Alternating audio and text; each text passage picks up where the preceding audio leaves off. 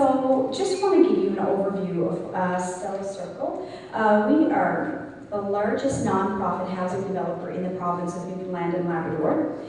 We have completed $10 million in capital projects, and we run an annual operating budget of about $8 million. So we were incorporated in 1995. This was in response to a growing demand for residential counselling and support. Stella Circle has grown to provide support services to over 700 adult and youth every year, actually. And we focus on three essential needs. There's the personal and social, that's counseling and support for people who are attempting to return to the community after long periods of incarceration or hospitalization, or really who have experienced other forms of marginalization. Our housing, we have an affordable housing development and programs, and these are really designed to help ensure stability in housing and to really prevent eviction, because many of the people that we work with, I've worked with one participant over the years, and I think on a weekly basis he would come and tell me that he was evicted, and that's, so we really work with people to try to help them maintain their housing. And the employment and education, which is where my roots are from. We do training and skills development. We have our literacy education program. We have an ABE Level 1 program, and also part of that is our social enterprise training. And I'll go over those in a little bit. I'll go into more depth. Currently, Burry, or Stella Circle, has 125 employees. We have 10 programs, and as I said, we serve over 700 people yearly. Where did we all start? The founder is actually Dr. Stella Burry. She was born in a rural Newfoundland community and really later became known as a pioneer in social work. She was known for lobbying government, and she was a tireless advocate.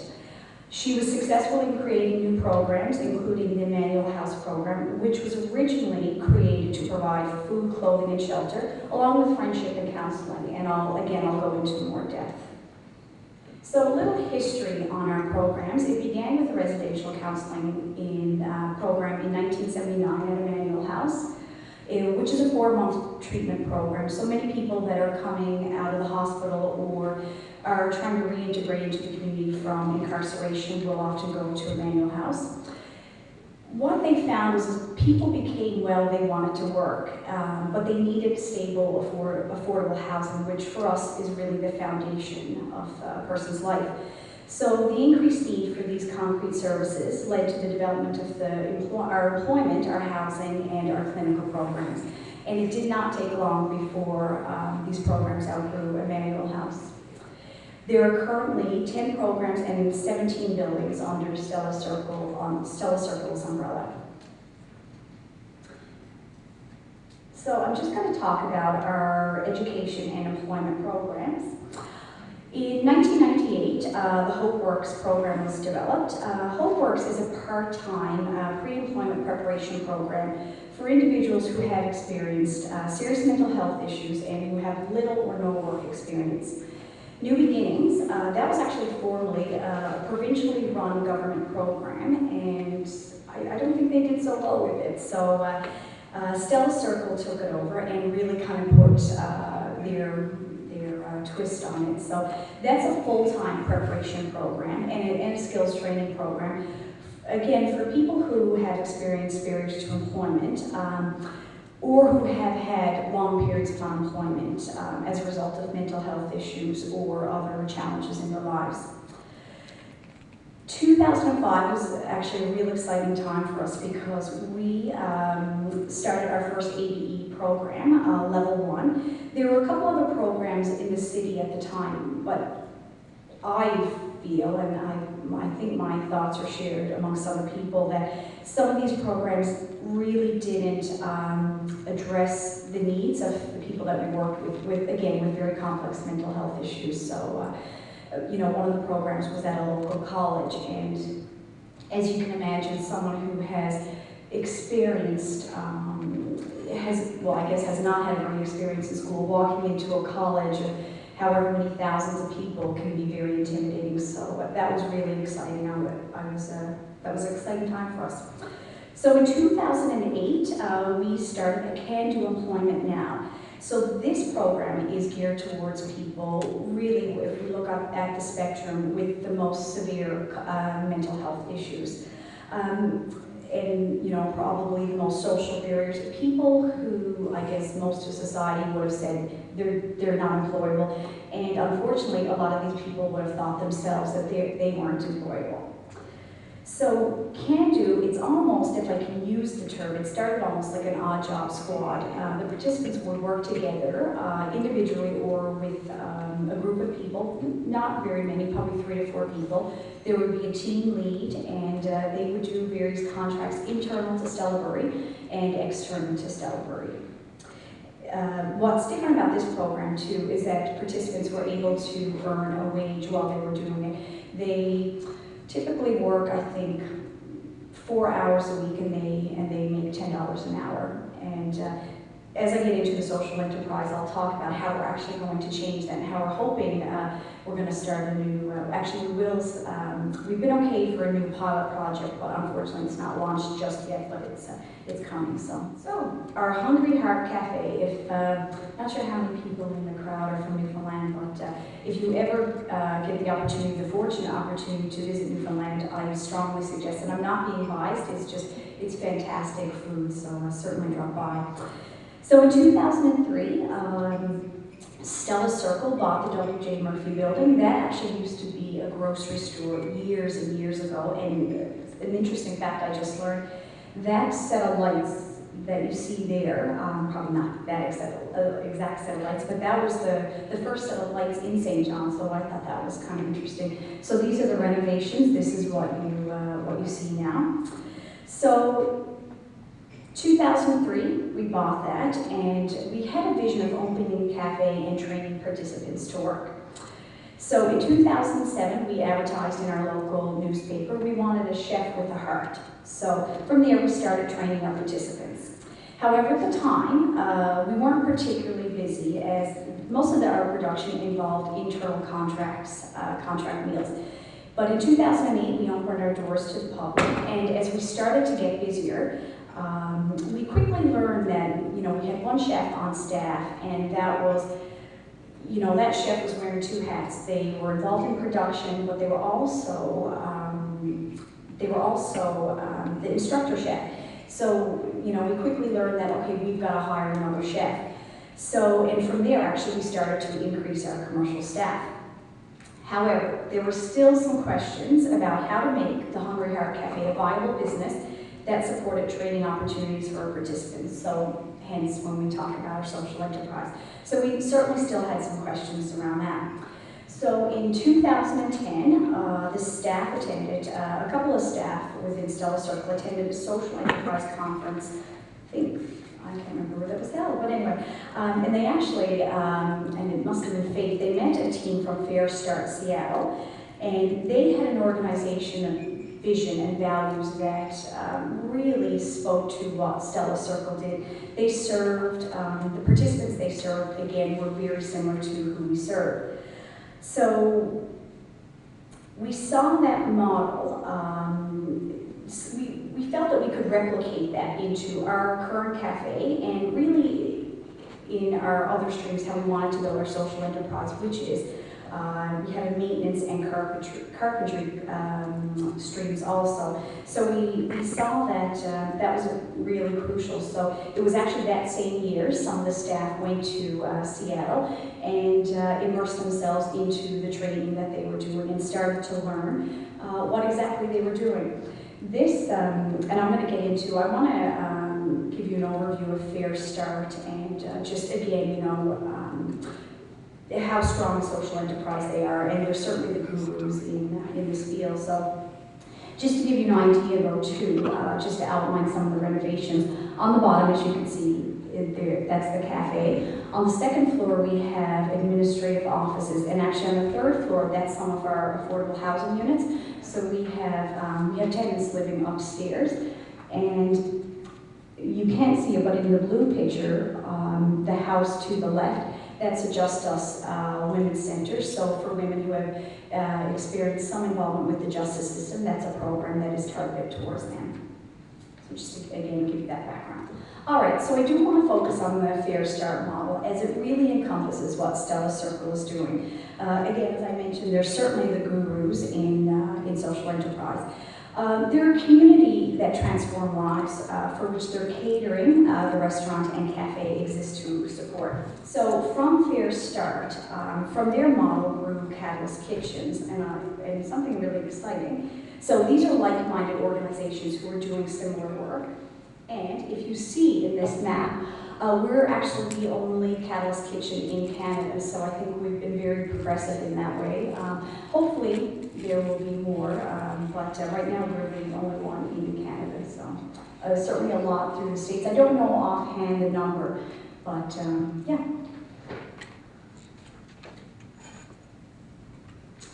All right, so sticking with the Fair Start model, or the Catalyst Kitchen model, just want to go over the core tenets. And again, this really embodies what Stella Circle is about. So empowerment through training. So it's not only the technical skills that we're training people in, but it's also the soft skills. And like Luann spoke, it's about arriving to work every day, showering every day. It's the soft skills that I think many of us might take for granted, but again, many of the folks that we work with, they're not, they're not aware of some of these expectations. So there's also focus on job placement, and that's another crucial piece of what we're doing. And again, I'll speak a little bit more later, but connecting to employers in the community is a real crucial piece of what we're doing, and I think we're doing that better than ever before.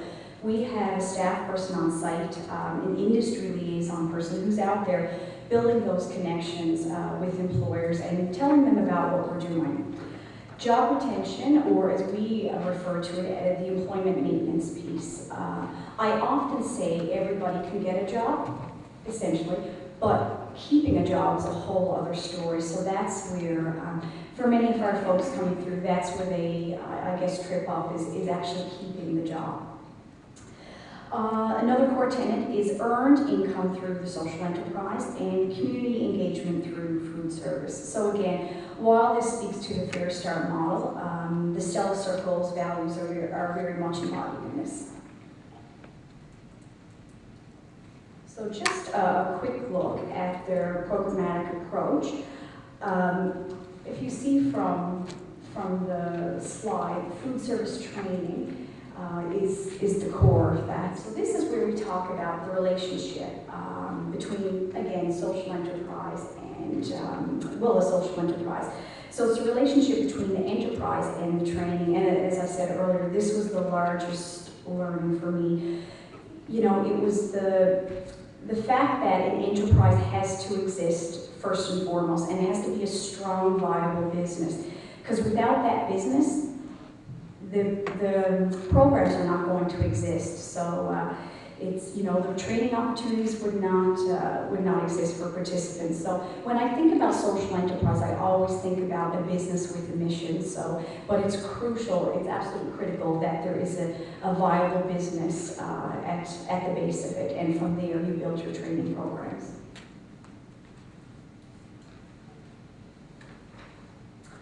So if we look at who we are training, obviously essential, referrals are essential. So that involves working with community agencies and government to bring people into our program. We had to look at the admission criteria. Who did we want to target? Sorry. Okay, and one thing that we do, I think, really well at Stella Circle is that we have a wraparound services. As I mentioned earlier, I kind of outlined all the programs that we have, the clinical counseling, the employment support. While we have those internal programs, we also work very closely with our local provincial government, which is the Department of Advanced Education and Skills. Because as you can imagine, as our folks start to earn income, there are huge implications what that means to their housing. And I have to tell you, that's probably the biggest piece of learning, and one of probably the biggest challenges right now is helping people transition from income support to earned wages. So we work very closely with the department. We had to look what's our business? Again, it goes back to generating revenue that can be used back into the programs. So you're generating income through the sales and services of the product, which are then reinvested back into the program. And what are our goals? While we have, obviously there are the employment goals, helping people transition back to work, as I mentioned before, building relationships with employers obviously are key. And certainly the Newfoundland labor market right now is it's booming, and there are a lot of opportunities. So I think we're in a very good place. So we also provide follow-up services, not only certainly with the participants, but we stay connected with employers too. That's a real key piece in this. Again, it's all about, we have one staff person who's doing that now, and she's building some very solid relationships with employers. So other outcomes that we're looking at too are, for some people it's reintegration into the community, stable housing, and even recovery. When we look at interventions to addiction, in terms of recovery, employment is actually is very high up there in terms of interventions and recovery and keeping people clean or sober. So we do a really good job, I think, too, at celebrating successes. And whatever that success is, I look at a participant, if they come in and our program is broken into, it's 26 weeks in duration, but it's 2 13-week tiers. And even if somebody who, I might have a relationship with, and, they make it to the 13 weeks, and probably they do have a relapse in their recovery and they have to leave the program, we don't look at that as a failure. We look at that as that's great. They've got to 13 weeks. They've had a relapse in the recovery. So we also give the people the opportunity that if, I just had one female in our cafe who's just incarcerated again. So she's gone back, she went back inside, and when she came out, she jumped right into the program and started off where she had left. And that's really important. One of our approaches too is that we meet people where they are. So we don't always expect people to meet where we are, but we meet people where they are. So we're also very flexible in terms of what employment means. One of our programs is a carpentry program, and we have a red steel carpenter. Well, some people coming into the program will leave and go on to further education and want to pursue, school further training and work towards a red steel carpentry. That's not going to be the case for everybody, and we know that. We might have people coming out and, their goal is to be a laborer, or, they want to clean the job sites. So again, it's being really flexible of what employment needs, and doesn't mean that they're working a traditional 40-hour work week.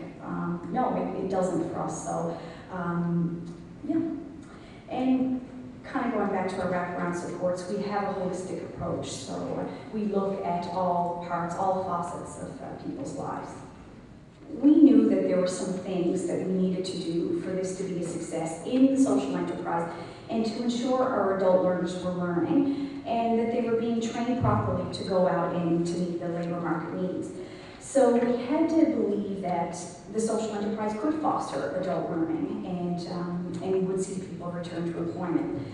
We partnered with Fair Start because when we first started the cafe, we didn't have the production that we needed to have to really train our participants to, to enter the workforce and to have the certain technical skills that we wanted them to have, and that we knew employers wanted them to have leaving. So a partnership was essential in that, and that's why we partnered with Fair Start. We had the expertise in working with the target group.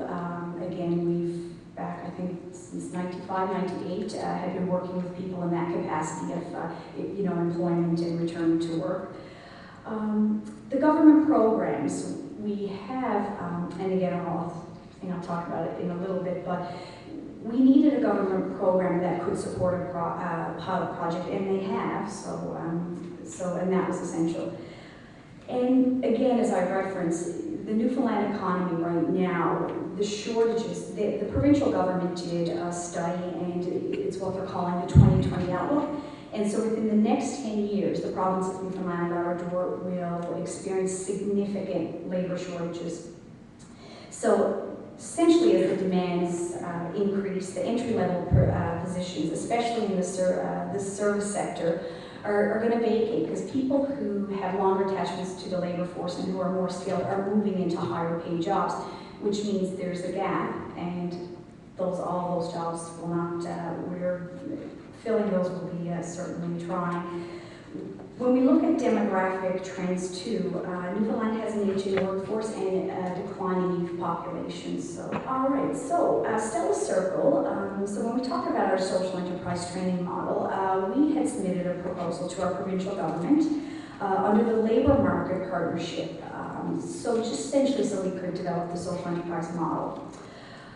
We wanted to expand the employment supports we're currently providing. So currently we, as I mentioned, New Beginnings, Hope Works, and Can Do, those are all separate proposals that we had to put in, and you can imagine the administrative nightmare it is every year when we had to do these. So we have, we're lobbying government to look at it under one umbrella and to go forward that way.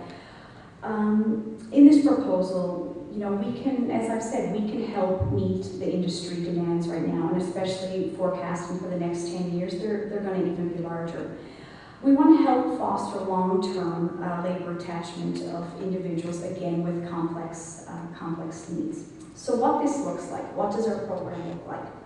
So we have a contract that over the next 30 months that we will put 80 people through the program, and again, we have 3 streams, which is the food service, the trades, maintenance, and cleaning. So in Tier 1, as we call it, participants work 30 hours a week and they're paid $10 an hour. So that's our minimum wage. They're paid $10 an hour through the program. There is 10 hours of professional development, and again, this is the focus on the soft skills. They're learning industry-related math, computer literacy, and again, I throw that out, computer literacy, industry-related math. Again, the people that we have coming in, we might have somebody coming in to the program with a university degree, and again, as you can imagine, their computer skills, their math skills are you know, very good. We also have people on the other end of the spectrum who might have never turned on a computer in their life, and what we do, our approach is that we work with people, again, where they are, so it's very individualized. And just to kind of give you an overview too, while we do have curriculum and everybody will, you know, everybody does go through this, the program is 70% workplace-based experience, while the other 30% is curriculum-based, so lots of flexibility there. So in Tier 2, it's actually 40 hours right in the job. So the students at the cafe, if you come in and have a meal at the cafe, when you look at that plate, at some point one of the trainees had something involved in that, whether it's the cleaning of the vegetables, the prepping, the cutting, or they were in the bake shop baking one of our wonderful scones, or they were on the line doing production. So at this point, there is no longer the professional development component, but still the participants work with an employment counselor through the whole program. So if there's something that we think, okay, someone's showing up late, or again, someone's probably not showering as much as they should, or they're using language that, you know, isn't workplace appropriate, even though I hate that word, that is, again, on a one-on-one basis, we work with people. So 40 hours a week, $10 an hour.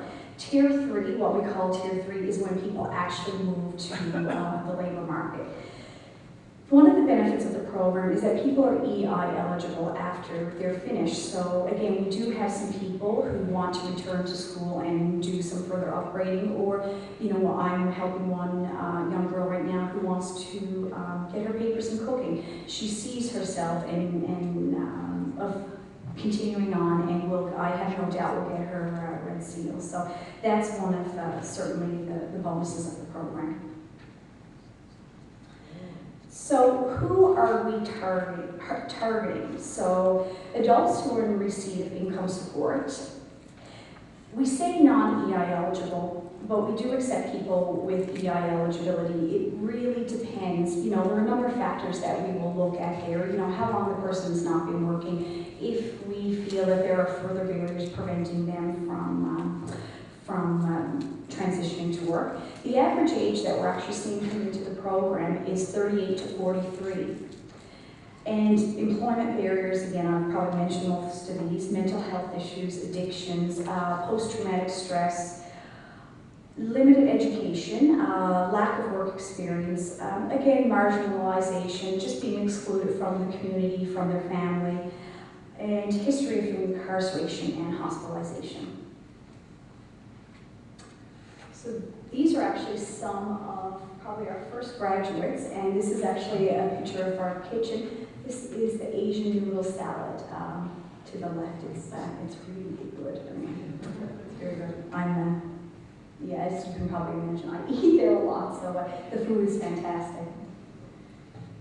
And this is actually one of our housing units, Crew Lodge. I can't remember exactly the year that we took that over, but I do remember many, many years ago. Now, it didn't look like that. That was a bed sitting room, and it was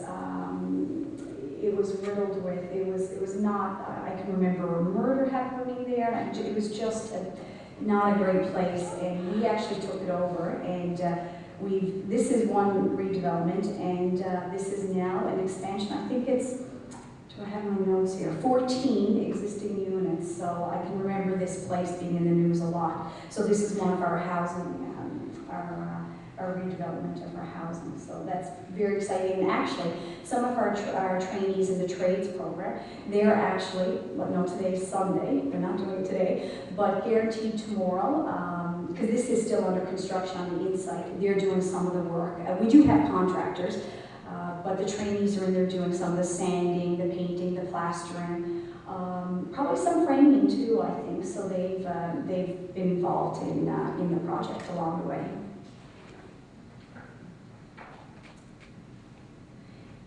And this actually, well, to the right, that's our cleaning instructor and a couple of students. This is a new building, also actually in Rawlins Cross. The picture I showed you earlier with the cafe, this is actually just across the street from it. This is our housing development office, and that's the first floor. And on the second and third floor, those are actually affordable housing units too. I have to tell you, this one and the unit across the street, the view from some of these housing, you know, if you bought in, you know, the local market within St. John's, you would pay a fortune for some of the views that these people have. So I remember going up to one of the apartments one day, and I could have cried with the view that she had, but it was so wonderful that, again, you can imagine where many of our people have lived or do live. So yeah, they have some $1 million views, and I'm not kidding. So, all right. So some of our expected outcomes. So we're expecting that 65% will find employment, and 10% will proceed to further education or training. And we're really hoping. I think we're very progressive in what we're doing, and that, you know, this model can be applied provincially. And there's also the potential reduction of funding from government. So just to talk about some of the numbers, this is not my area of specialties, but so when we look at income support savings, we're looking at 1.19 million over 30 months, and another 1.4 million carried over for a year to a year and a half post our contract, that 30-month contract, as some participants will still be in receipt of EI or will be working. So while the departments are bearing upfront costs, there will be a long-term savings over the length of the program. All right, so this is some of our data compiled to date. So we actually just started taking people into our program as of last September. I think that's when our first training started. So we keep, we're going to change it a little bit, but our numbers are lower because we felt the people coming into our training program, we didn't want to bombard them with coming into a training where there's 20 other students in the training. When we first started off, we were taking, I think, probably 3 or 4 people in the cafe at a time, 2 to 3 cleaning, and I think 3 to 4 carpentry. So we've had 50 accepted. Currently there are 11 enrolled, 13 are completed, and when you look at our other, we do have 5 waitlisted, 14 have exited the program, and that can speak to, they've gone on to further training, or again, for some people, again, where we do work with people with multiple barriers, it might have been the wrong time for somebody. They might have been incarcerated for, or still incarcerated, so we're doing a lot of, actually, we do external referrals to the community, and we've had some people accepted, but they decided for other reasons that they weren't going to come into the program. So, just to touch very lightly on the social return on investments, we're seeing that participants, when they come into the program, they're accessing better house, food, access to medications, and again, strong recovery, whether it's in their mental health or addictions. All right, so can do, that's kind of, I guess if I could say, it's part 2 of the proposal that we put into government. So can do, it offers temporary work for, as I said, individuals who have been considered unemployable, or they've considered themselves unemployable. Very serious mental health issues. We have put a proposal into government. So right now, the participants in the Can Do that exists at this moment, people work up to 4 hours a week, because that's as much as they can work without income support, clawing back their wages. So we put in a proposal, and it has been, we've gotten the okay, but it's not yet launched, so that's coming soon, that the participants coming through this program will be allowed to work up to 15 hours a week without income support, clawing back their income, or they'll still have to declare their income, but none of that money will be clawed back. So that works out to about $650, I think, a month extra that they'll be able to keep in addition to their income support. That won't happen all at once. Like, somebody won't come in and just start working at 15 hours a week and suddenly, they're earning $650. We'll do it in incremental wages. So somebody might start working 4 hours, then 6 hours, so we'll gradually progress up to that. We see that really as an ability to increase somebody's confidence, because again, if, some people don't think they can work and might not know what it is to work, but then they start trying it. As we've seen in this program, they get a taste of it and realize, yeah, I can do this, with support, obviously. So we're hoping, because we see it all the time, that it increases people's confidence, that eventually they'll gradually work a few more hours. We have had people, actually, that originally started in Can Do and have gone through the social enterprise and have come out on the other end and are working full time. So it's really, I guess, just to backtrack for a second, about helping people identify as an employee and as someone who can work. So that, again, that is not yet launched, but it is, and we have been approved. So last year in this program, we provided over 4,000 hours of work to over 70 individuals. And how we do that is we get contracts internally to Stella Circle, but we also look for contracts outside. I think if I can do this without fooling up, yes I can. This is actually a picture of a private resident. They did some landscaping, and we had a team lead, so that's a staff person. And it's too bad that there aren't more pictures there, but the work they did on this yard, and this was.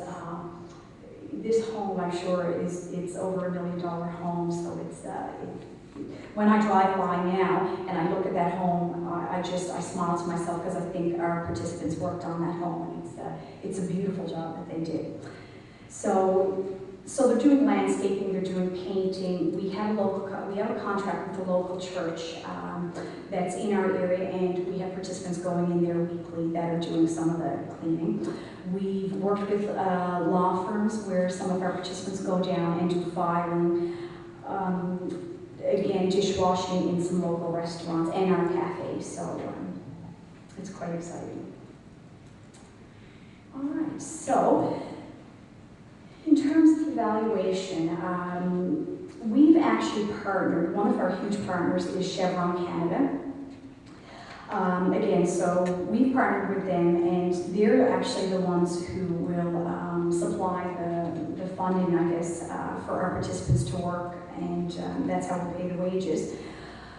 You know, we see this as exciting because it can possibly inform policy and change policy. To my knowledge, this has never been done in the province of Newfoundland, and I'd love to hear if anything like this has happened anywhere else in Canada. But it's a pilot project that we're extremely excited about and could have huge implications. So currently we're working with SIMPAC Canada to evaluate the social policy implications and the impact of people earning incremental wages. So, you know, we're looking at, will people go to work? Will their mental, physical health improve? Will their self-esteem increase? Will they attach to the labor market? And will we address the labor market shortages, which I think we will. I'm almost done because I have not been talking yet, and I'm probably well over my time, so just to kind of quickly. This actually is, this is our training kitchen at the Hungry Heart Cafe. So not our production kitchen, but our training kitchen.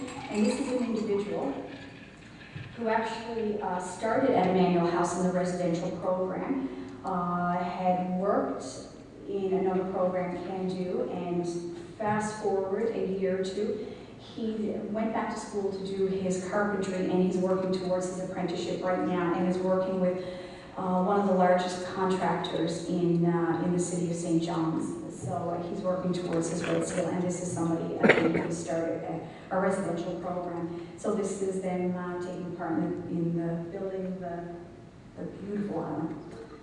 All right, so just more pictures of, these are two instructors. This is, I think, at our administrative offices. One thing about Stella Burry, we're always renovating. A bathroom becomes an office, and an office becomes a bathroom. And I am not kidding. It's funny how they can do it. Again, this is another housing unit that we took over. So this was originally what it looked like, and this was the renovation. So some of our other housing units. This place here is our carpentry. Again, this is what it looked like when we first bought it.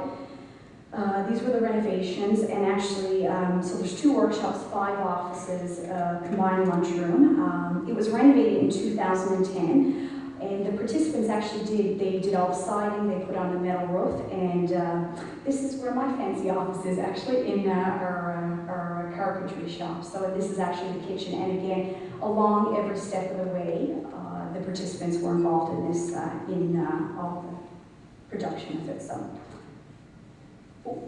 Just more pictures, sorry. Again, this is actually the back of the Emmanuel House, so some just renovations that they've done, and I think these are, garbage bins. All right, so, and I'm almost done, I promise. So there were some discussions here today, you know, and I'm interested in talking more about it, learning more about bottom line. So while we need to generate revenues, we also need to provide the training opportunities for trainees.